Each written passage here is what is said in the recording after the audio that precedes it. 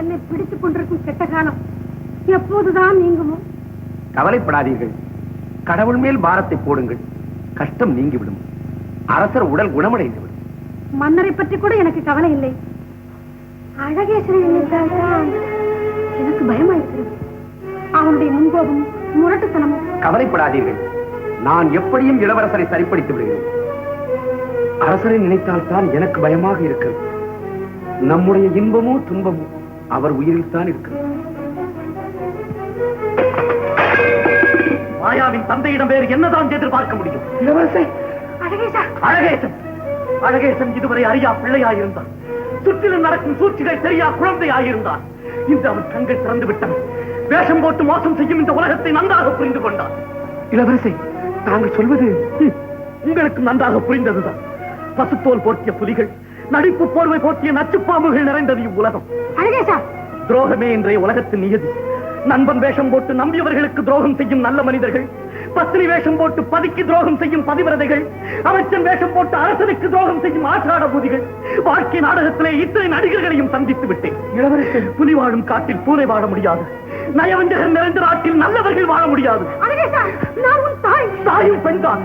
எட்டு கனிகளில் எந்த கனி இருக்கும்? இளவரசே,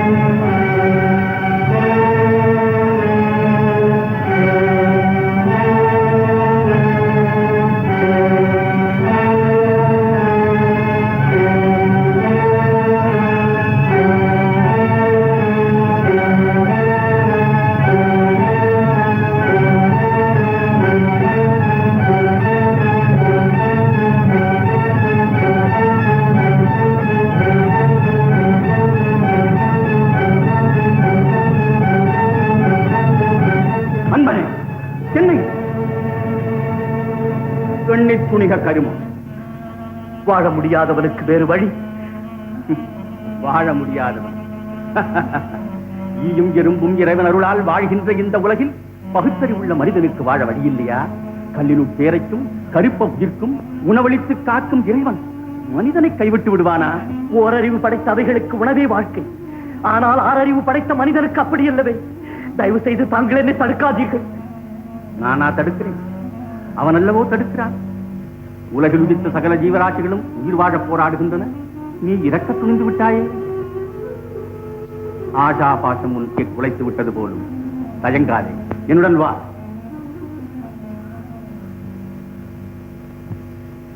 என்ன விசேஷம்? இளவரசர் இருக்கும் இடத்தை கண்டுபிடித்து விட்டேன் பிரபு. மகிழ்ச்சி. எங்கே? காட்டின் நடுவே. காட்டின் நடுவில்? ஆம், ஒரு ஆசிரமத்தில், காங்கேயர் என்ற முனிவருடைய பராமரிப்பில். அன்பனே, துயரத்தை மௌனத்தால் மாற்ற முடியாது. நம்பிக்கையே துயரத்தை மாற்றும் மருந்து. மனம் விட்டு பேசி. நீ யார்? சுவாமி, தாங்கள் என் துயரத்தை போக்குவதாயிருந்தால் தயவு செய்து நான் யாரென்று மாத்திரம் கேட்காதீர்கள். அப்படியல்ல, மனக்கதவை திறந்தால் துயர இருள் தானாக மறைந்துவிடும். சொல்லப்பா. சுவாமி, தாங்கள் என்னை மீண்டும் வற்புறுத்தினால் நான் இங்கிருந்து வெளியேறி விடுவேன். துன்பத்தையே துணையாக கொண்டு இந்த உலகில் திரிபவன் நான். வேண்டாமப்பா, ஒன்று மட்டும் சொல்கிறேன். அறிவுக்கு சத்துரு ஆத்திரம். ஆத்திரப்பட்டு இறக்க துணிந்து விட்டாயே. பிறப்பும் இறப்பும் நம் செயல்களா? பசி, பிணி, மூப்பு என்ற 3 ஆயுதங்களை படைத்திருக்கிறான் மரணதேவன் மக்களின் முடிவுக்காக. தற்கொலை கோழைத்தனம், கடவுளிடம் நம்பிக்கை இல்லாதவன் செய்ய துணியும் கண்மூடித்தனம். சுவாமி, அல்லல் படுபவனுக்கு அமைதியை தருவது சாவு என்று எண்ணிவிட்டாயா? தவறு. அமைதியை தேடுபவன் கடவுளை நாட வேண்டும். வணக்கம் சுவாமி. இளவரசி, இளவரசி,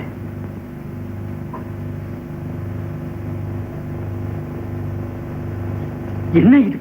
தேடாத இடமில்லை, பார்க்காத மனமில்லை. அரண்மனை விட்டு ஆசிரமத்துக்கு ஏன் வந்தீர்கள்? அரண்மனை ஆடம்பரத்திற்கு, ஆசிரமம் அமைதிக்கு.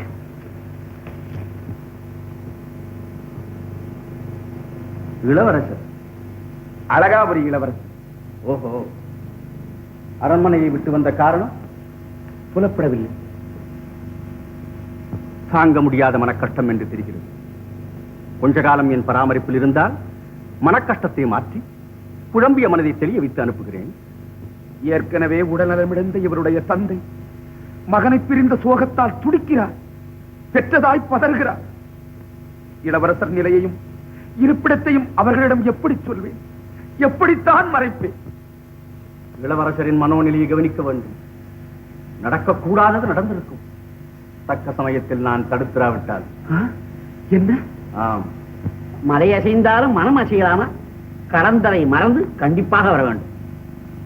கடந்ததை மறக்கத்தான் வர மறுக்கிறேன். வெறுப்படைந்த மனதை வாழ்க்கை பாதையில் திருப்புவது கடினம். வெறுப்பை விருப்பாக மாற்ற காலத்துக்குத்தான் சக்தி உண்டு. தங்கள் இஷ்டம் சுவாமி. இளவரசர் இங்கேயே இருக்கட்டும். பொற்குடத்தில் வைத்த பால் கெட்டு போகாது. நிலைமையை நான் சமாளித்துக் கொள்வேன். அழகாபுரி இளவரசர் அழகேசன் தந்தையின் உடல்நிலை குணமாக வேண்டி யாத்திரைக்கு சென்றிருக்கிறார். அப்படி என்றால் இளவரசர் ஆசிரமத்தில் இல்லையா? அந்த உண்மை நமக்கு மட்டும்தான். குற்றாலம், நீ, நான் மூவரை தவிர மற்றவர்களுக்கு இளவரசர் தீர்த்த யாத்திரைக்கு சென்றிருக்கிறார். என்ன? சரி சரி, ஆமாம். நிக்க மாட்டேன்.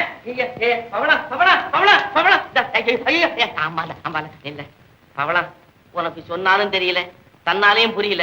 பாரு, நிஜமா நீ என் பவளம் தான். வேணும்னா இப்பவே சொல்லு, உன்னை கோத்தி என் கழுத்துல போட்டுக்கிறேன். கழுத்துலயும் போட்டுக்க வேண்டாம், காலையும் போட்டுக்க வேண்டாம். நீ வைரத்துக்கிட்ட பல்ல இழிச்சு பேசிட்டு இருந்த, நான் பாத்துட்டு தான் இருந்தேன். இந்த பாரு, இந்த பச்சோந்து வேஷமெல்லாம் எங்கிட்ட போடாது. அப்பா சாமி, உன் சிநேகிதத்துக்கு 1000 கும்பிடு. உன் பேச்ச கேட்டு ஏமாந்து போக நான் ஒண்ணு முட்டாள் இல்ல. நீ முட்டாள்னு யாரு சொன்னது? இந்த பாரு, நீ நம்புனாலும் சரி, நம்பா போனாலும் சரி, உனக்காகத்தான் உயிர் இந்த உடல்ல ஒட்டிக்கிட்டு இருக்குது. நீ நம்பல நம்பல, அத முகத்துல தெரியுத. இப்படி கையை கொண்டாய், கையை கொண்டாயன். இப்படி பாரு, இப்படி வச்சு பாரு, நெஞ்சில வச்சு பாரு. எப்படி படாக் படாக் படாக்குன்னு அடிச்சுக்குது பாத்தியா? நெஞ்சு என்ன சொல்லுது? ஓ, இது கையா இது? இப்படி காதை வச்சு பாரு, இப்படி காதை வச்சு கேளு. சிலந்தி கூண்டுல அகப்பட்ட ஈய போல உன் காதல் வலையில சிக்கி தவிக்கிற அந்த உயிரணி காப்பாத்து காப்பாத்துன்னு கெஞ்சுது கெஞ்சுது கெஞ்சுது. நீ என்ன சொல்ற? இதெல்லாம் நான் நம்ப மாட்டேன். நம்ப மாட்டியா? ஆஹா, என் பவளை என்ன நம்பலியா? நம்பலியா? சரி விடு. ஆஹா, அதோ உயிர் போகுது, உயிர் போகுது. உடலுக்கு கீழே சாஞ்சிடும், சுடுகாட்டுக்கு போயிடும், வெந்து பிடி சாம்பல் ஆயிடும் ஆயிடும். ஆஹா, ரொம்ப ரொம்ப ரொம்ப ரொம்ப நல்லா இருக்கு. அப்பொழுது இந்த கதாநாயகனாகப்பட்டவன் அந்த ராட்சசனை பார்த்த உடனே கதாநாயகி மீது சாய்ந்தான். கதாநாயகன் சாய்ந்தான். அப்புறம் என்ன செஞ்ச? சாயட்டும், கொஞ்சம் இரு. சாயட்டுமா? சாய். நீ மாத்திரம் இன்னொரு தடவை அவன் மேல சாயி. இங்க எத்தனை வேட்டு கேக்குது பாரு. அம்மா அம்மா, அப்பா. போங்க போங்க, ஓடுங்க. இங்க கொட்டிக்க வாங்க. சோத்து நிறைய மண்ணை கொட்டி வைக்கிற மண்ணை.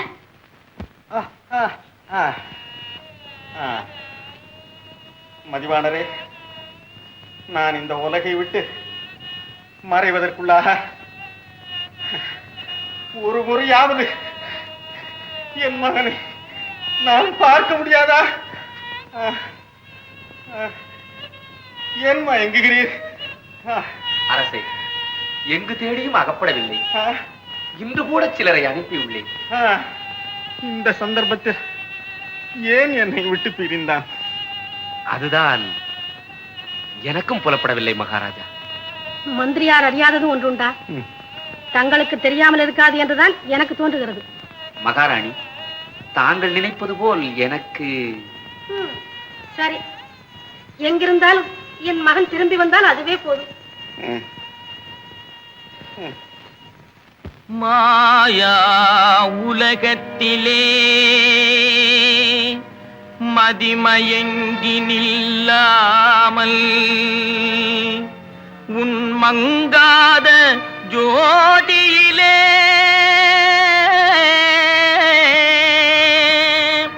மகிழ்வது தான் எக்காலம் மகிழ்வது தான் எக்காலம்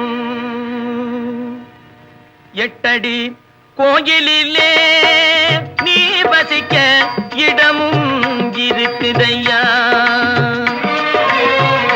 எட்டடி கோயிலிலே நீ வசிக்க இடமும் இருக்குதையா அங்கு நிஷ்டையில் நீ இருந்தால் மாயா நித்திரை மறையும் ஐயா அங்கு நிஷ்டையில் நீ இருந்தால் மாயா நித்திரை மறையும் ஐயா மாயா நித்திரை மறையும் ஐயா மாயா நித்திரை மறையும் ஐயா எட்டடி கோயிலிலே நீ வசிக்க இடமும் இருக்குதையா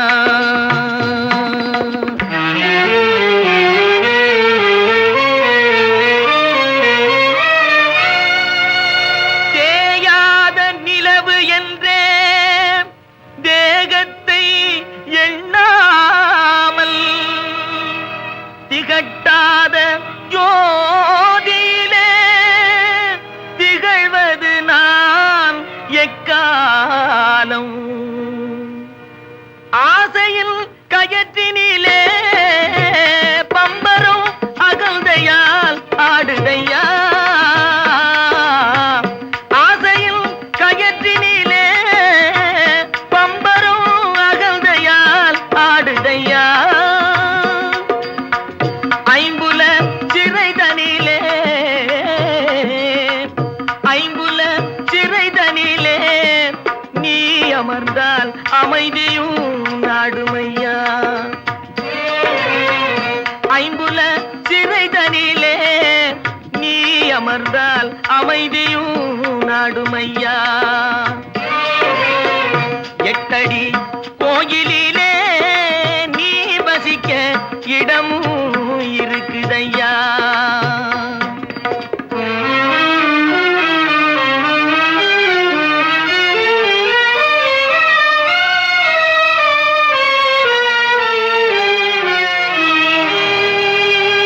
காயாகி கனியாகி கனில் விடும் நிலையாகி கண்ணான ஜோதியிலே கலப்பது நான் எக்காலம் கலப்பது நான் எக்காலம் பாதத்தின் சதங்கையிலே ஓங்கார நாதமும் தொனிக்குதையா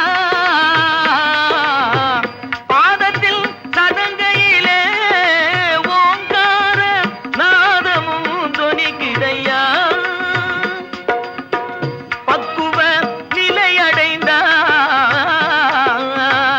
பக்குவ நிலையடைந்தால் என் வாழ்வும் பண்புடல் இனிக்கும் ஐயா பக்குவ நிலையடைந்தால் என் வாழ்வும் பண்புடல் இனிக்கும் ஐயா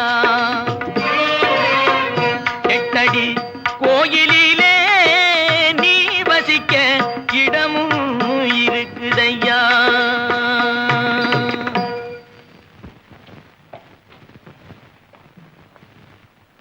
அரசே அரசே அப்படியா தந்தையார் ஆண்டவன் திருவடி அடைந்து விட்டார். பரமேஸ்வரா, அரசே, அவர் உயிர் விடும்போது உங்கள் ஞாபகம்தான். வழிப்போக்கன் தங்கி போகும் சத்திர வாழ்க்கை சாஸ்வதமா? அரசே, உங்களை காணாமல் உயிர் பிரிய மனமில்லாமல் போராடினார் மன்னர். உலக பந்தம் என்னும் விருட்சத்தை உடும்பு பிடியாக பிடித்துக் கொண்டு விருட்சம் தன்னை விடவில்லை என்கிறான் மனிதன். விதி என்னும் சூறாவளிக்கு பாரபட்சம் கிடையாது.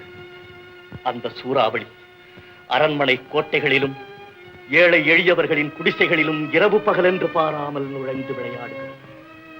அடுத்து நடக்க வேண்டியது தாங்கள் மும்முடி சூடி 3 நாடுகளையும் ஆள வேண்டியது. எனக்கு ஆசைதான், ஆனால் நடக்க வேண்டுமே. நியாயமான ஆசைதானே, நடக்காமல் போகுமா? அம்பலவாணன் இறந்து விட்டான், அதற்கு முன்பே அழகேசன் நாட்டை விட்டே ஓடிவிட்டான்.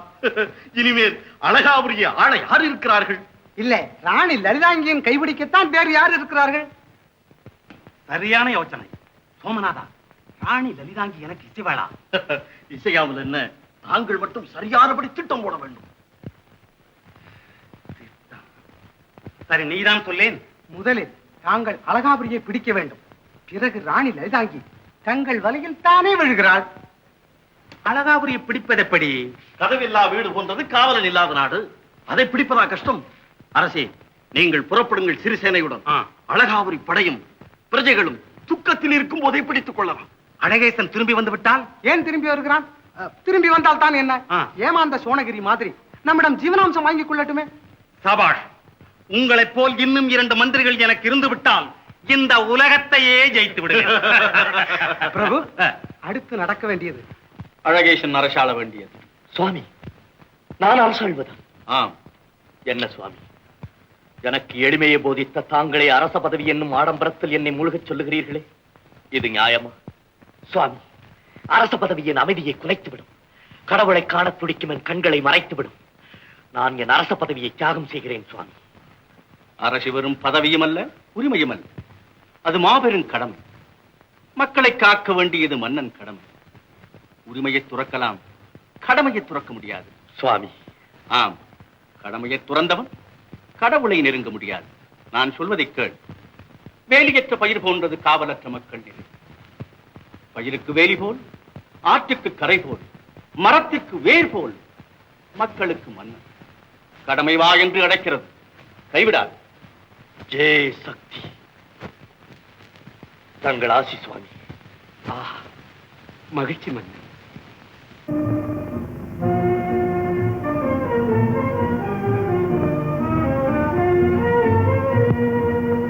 அன்புடையீர், முடிசூட்டு விழாவை முதன்மையாயிருந்து நடத்தி வைத்த சிரேஷ்டர் காங்கேய முனிவருக்கு நமது நன்றியை தெரிவித்துக் கொள்ள கடமைப்பட்டிருக்கிறேன்.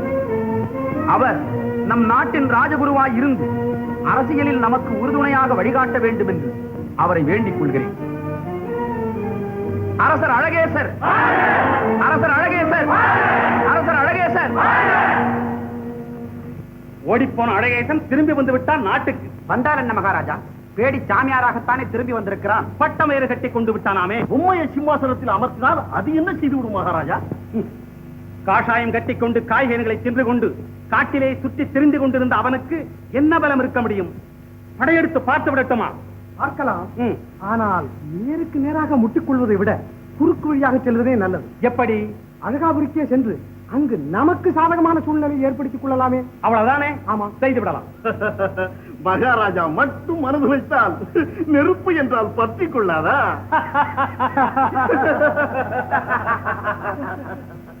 மதுநிலை மாறாத மலரோடு விளையாடும் மலைய மாருதமே, மனதோடு உறவாட வருவாயோ?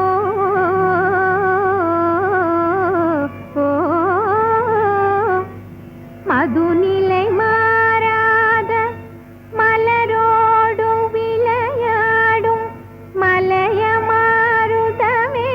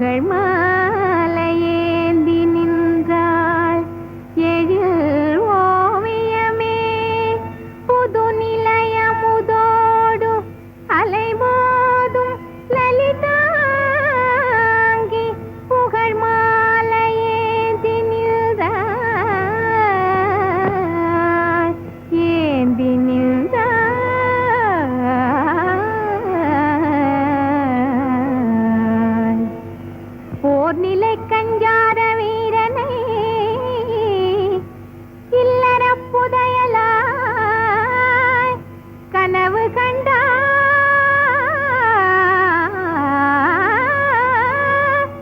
போர்நிலை கஞ்சாத வீரனை இல்லற புதையலாய் கனவு கண்டாய் கனவு கண்டாய் அந்த கனவு பலிக்குமா கனவு பலிக்குமா காவல் மீறி எனது மனம் ஆவலோடு தேடுதே என் கனவு பலிக்குமா காவல் மீறி எனது மனம் ஆவலோடு தேடுதே என் கனவு பலிக்குமா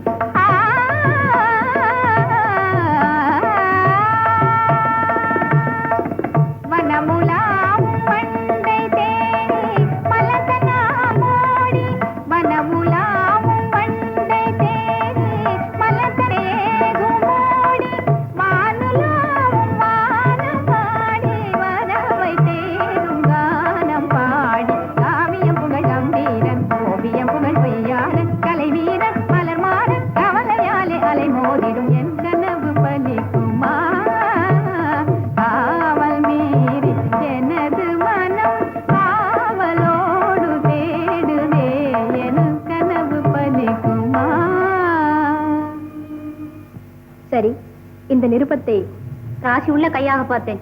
கொடுங்க மகாராணி. அப்போ மல்லிகா கையிலே தான் கொடுக்க வேண்டும். ஏன் மறுபடியும் ஏமாறவா?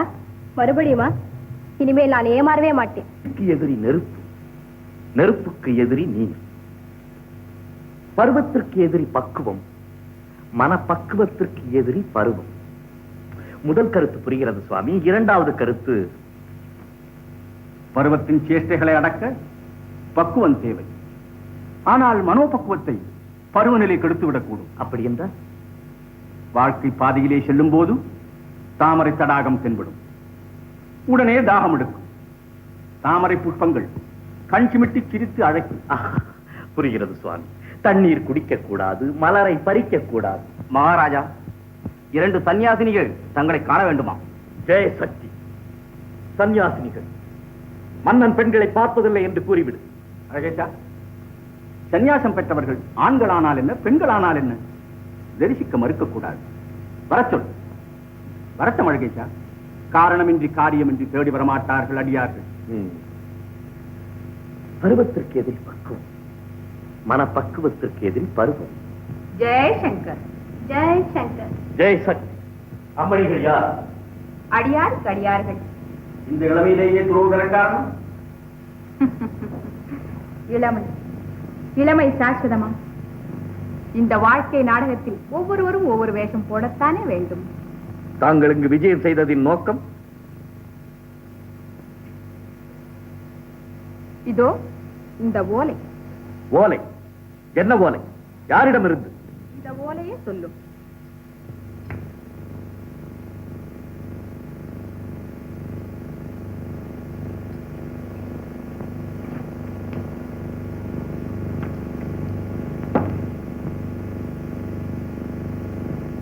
மதுநிலை மாறாத மலரோடு விளையாடும் மலையமானது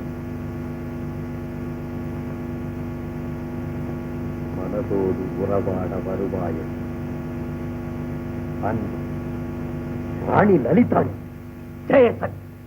வெகு ஒழுங்காக இருக்கிறது ராணியின் கவித்துவம். ராணி கவிதையா எழுதியிருக்கிறாள்? வெறும் கவிதை அல்ல, காதல் கவிதை. ஓ, நான் சித்திரபுரிக்கு சென்ற போது லலிதாங்கியை கண்டேன். இந்த ஓலையை தங்களிடம் சேர்க்க சொன்னாள். அதனால் கொண்டு வந்தேன். துறவியாக இருந்தும் நீங்கள் இதற்கு தூது வந்தது வெகு பொருத்தம், வெகு பொருத்தம். பரமசிவன் கூடத்தான் பறவையிடம் தூது சென்றான். அது இருக்கட்டும். ராணி எழுதிய ஓலையில் ஏதாவது தவறு இருக்கிறதா? வீண் பேச்சு வேண்டாம், வெளியேறுங்க. மன்னா, நாம் எல்லோருமே ஒரு நாள் இந்த உலகத்தை விட்டு வெளியேற வேண்டியதுதான். காதல் ஒரு தெய்வீக சக்தி. கள்ளிக்கும் முல்லைக்கும் காதலா? இல்லை, அல்லிக்கும் அரவிந்தத்துக்கும் காதல். மன்னா, மலர் தென்றலையும் கடல் நிலவையும் பயிர் மழையையும் பசி உணவையும் நாடுவது தவறானால் பருவம் காதலை நாடுவதும் தவறு, அவள் உண்மை நாடுவதும் தவறு. விதவாத வேண்டாம், சென்று விடுங்கள். தங்கள் பதில்? பதில் என் பதில் ஓலையை கிழிக்கலாம், உள்ளத்தை சிதைக்க முடியாது.